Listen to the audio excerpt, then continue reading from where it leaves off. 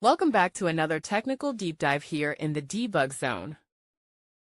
Today we're tackling a big question and breaking it down with insights from other users. Hopefully this clears up some misconceptions and helps you get the answer you need.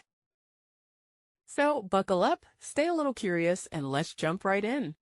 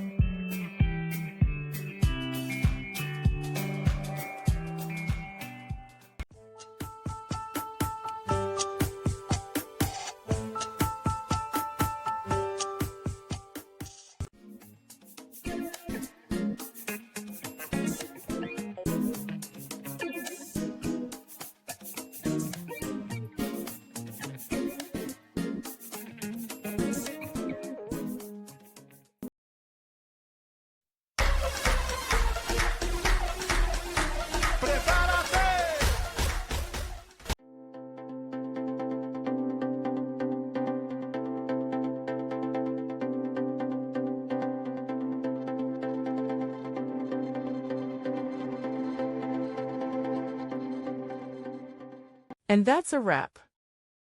I hope you found the answer you were looking for. If you did, take a second to hit that subscribe button. It really helps out.